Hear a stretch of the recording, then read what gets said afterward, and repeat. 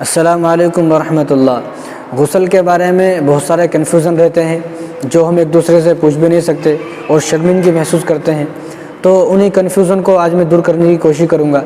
دیکھو، مرد اور عورت دونوں کا غسل کا ایک ہی طریقہ ہے۔ ایسا نہیں ہے کہ مرد کا غسل کرنے کا الگ طریقہ ہے، عورت کا غسل کرنے کا الگ طریقہ، ایسا نہیں، بلکہ دونوں کا غسل کرنے کا ایک ہی طریقہ ہے، ایک ہی طریقے پر دونوں کا غسل ہوگا۔ جب آدمی پر غسل فرض ہو جائے تو یاد رکھے غسل میں 3 فرض ہیں۔ غسل کے اندر کتنے فرض ہیں؟ تو غسل کے اندر 3 فرض ہیں۔ نمبر 1 کلی کرنا، نمبر 2 ناک میں پانی ڈالنا، اور ناک میں پانی ڈالنا ہے، ناک میں پانی چڑھانا، کچھ بھی بول سکتے ہیں آپ۔ نمبر 3 پورے بدن پر پانی بہانا، پورے بدن پر اس طرح پانی بہائے کہ کہیں بھی اتنا سا ذرہ برابر بھی کہیں خشک نہ رہے، کہیں بھی سوکھا نہ رہے، بلکہ پورا بدن اوپر سے لے کے نیچے تک پورا ہر جگہ آپ اچھی طرح سمجھتے ہیں، اچھی طرح آپ دیکھیں اور اچھی طرح سوچ سمجھ کر جو ہے غسل کریں۔ تو یہ 3 چیزیں فرض ہیں۔ اگر آپ نے 3 چیزوں کو کر لیا تو آپ کا غسل ہو جائے گا، بس آپ کو کچھ کرنے کی ضرورت نہیں ہے۔ اب بہت سارے لوگ یہ بتاتے ہیں کہ ادھر پانی ڈالنا، پھر ادھر پانی ڈالنا، ایسا کرنا ویسا کرنا۔ اگر آپ یاد رکھیں، آپ کو صرف یہ 3 چیزیں، اگر غسل کرنے سے پہلے آپ نے 3 چیزیں کر لی تو آپ کا غسل ہو جائے گا، آپ چاہے کسی بھی طریقے سے غسل کریں۔ نمبر 1 کلی کرنا، نمبر 2 ناک میں پانی ڈالنا، اور نمبر 3 پورے بدن پر پانی بہانا، کہیں بھی پورے بدن میں ذرہ برابر بھی سوکھا نہ رہے۔ اگر ذرہ برابر بھی ایک بال کے مقدار بھی سوکھا رہ گیا تو آپ کا غسل نہیں ہوگا۔ تو یہ ہے غسل کے فرائض۔ اب غسل کی سنتیں کیا ہیں؟ غسل کی 5 سنتیں ہیں۔ دھونا، دونوں ہاتھوں کو یہاں تک گٹوں تک دھونا، یہ سنت ہے۔ نمبر 2 استنجا کرنا، اگر غسل کرنے سے پہلے کوئی استنجا کرنا چاہتے تو استنجا بھی کر سکتے ہیں۔ نمبر 3 ناپاکی دور کرنے کی نیت کرنا، اور نمبر 4 وضو کرنا، یعنی غسل سے پہلے آپ وضو کر سکتے ہیں، نہیں تو آپ نے جو ہے غسل کے اگر فرائض پورے کر لیے تو آپ کا جو ہے وضو ہو گیا۔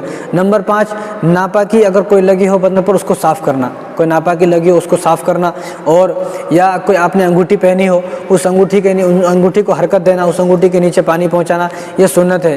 اب مکروہات کیا ہیں؟ جن چیزوں سے غسل جو ہے مکروہ ہو جاتا ہے، جو ناپسندیدہ چیزیں ہیں۔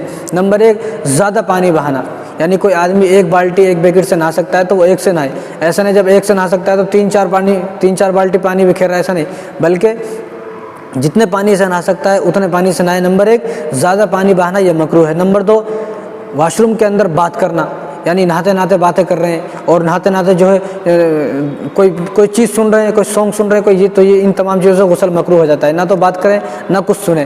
نمبر 3 قبلے کی طرف رخ کرنا، کوئی آدمی قبلے کی طرف رخ کر کے غسل کرتا ہے تو ایسا آدمی کا غسل کرنا بھی مکروہ ہے، قبلے کی طرف رخ نہ ہو۔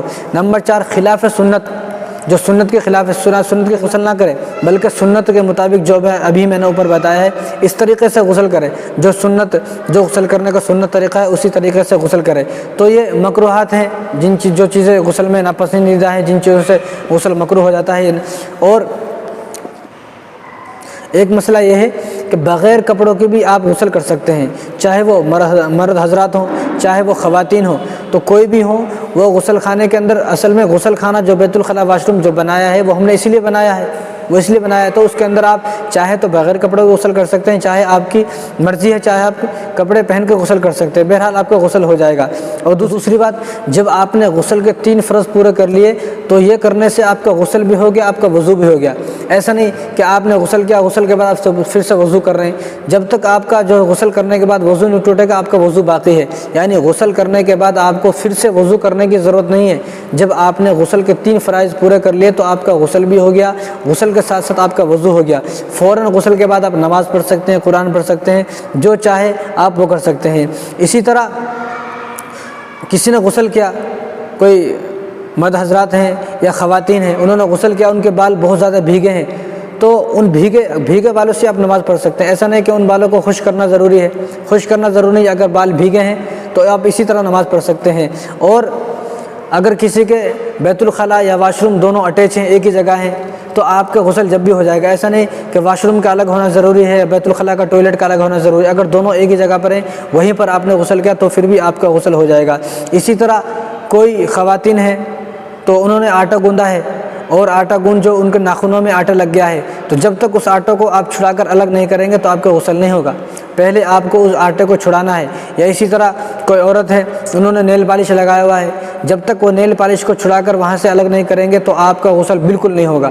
پہلے وہ نیل پالش کو ہٹا کر الگ کریں، پھر آپ غسل کریں، پھر آپ کا غسل ہوگا۔ یہ بات یاد رکھیں آپ۔ آج ہماری بہت ساری عورتیں نیل پالش پہ لگی ہوئی ہے، غسل بھی کر رہے ہیں، تو جب غسل ہی نہیں ہوا تو ان کی نماز بھی نہیں ہوگی، اور قرآن پڑھیں گے تو قرآن پڑھنے کا ان کو بجائے سب چیزیں ہیں غسل کے بارے میں۔ میرا خیال ہے کہ آپ اچھی طرح سمجھ گئے ہوں گے۔ اللہ تعالی ہم سب کو عمل کرنے کی توفیق عطا فرمائے۔